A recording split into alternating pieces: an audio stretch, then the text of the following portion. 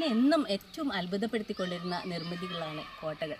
നമ്മുടെ രാജ്യത്തെ വലുതും ചെറുതുമായി ധാരാളം കോട്ടകളുണ്ട്. ആ കോട്ടകളുടെ ഒക്കെ പിറകിൽ എന്തെങ്കിലുമൊക്കെ ചരിത്ര വസ്തുതകളും ഉണ്ടാവാം. പക്ഷേ ചരിത്രം കൂടാതെ അതിനപ്പുറത്ത് മിത്തുകളുടെ, കെട്ടുകഥകളുടെ കെട്ടുപിണഞ്ഞു കിടക്കുന്ന ഒരുപാട് കഥകളുള്ള ഒരു കോട്ട, നമ്മുടെ രാജസ്ഥാനിലെ ബാങ്കട്ട് കോട്ട.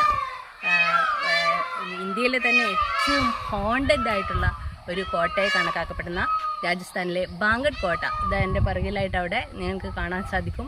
അപ്പോൾ ബാങ്കട്ട് കോട്ടയിലെ വിശേഷങ്ങളിലേക്ക് നമുക്ക് പോകാം.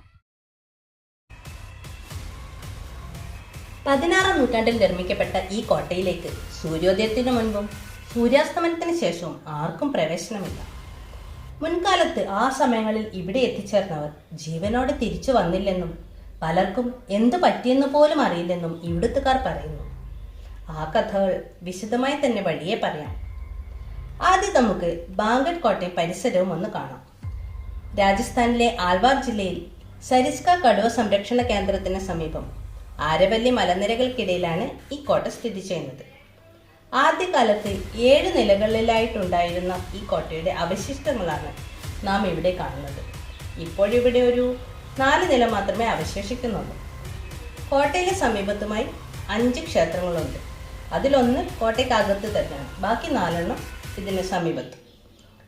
ഗോപിനാഥ ക്ഷേത്രം, സോമേശ്വർ ക്ഷേത്രം, കേശവറായ് ക്ഷേത്രം, മംഗളാദേവി ക്ഷേത്രം, ഗണപതി ക്ഷേത്രം എന്നിവയാണ് അവ. ഈ ക്ഷേത്രങ്ങളെല്ലാം നിർമ്മിച്ചിട്ടുള്ളത് നഗരശൈലിയിലാണ്. എന്തുകൊണ്ടാണ് ഈ കോട്ടയെ ഏറ്റവും ഹോണ്ടഡായി കണക്കാക്കുന്നത്? എനിക്ക് തോന്നുന്നത് ഇവിടെയുള്ള ഭയപ്പെടുത്തുന്ന ചില കഥകളാണ് സഞ്ചാരികളെ കൂടുതൽ ആകർഷിക്കുന്നത് എന്നാണ്. ഇരുട്ടായാൽ ഇവിടെ നിന്ന് കേൾക്കുന്ന അലർച്ചകളും അപശബ്ദങ്ങളും മാത്രമല്ല, തീരെ ജനവാസമില്ലാത്ത പ്രദേശത്തെ തികച്ചും ഒറ്റപ്പെട്ട ഒരു കോട്ട. കഥകളിൽ ചിലത് ഞാൻ പറയാം.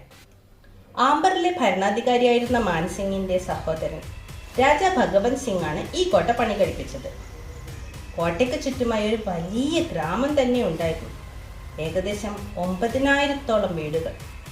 കോട്ട പണി കഴിപ്പിക്കുമ്പോൾ അവിടെ താമസിക്കുന്ന സന്യാസിയോട് അനുവാദം ചോദിച്ചു.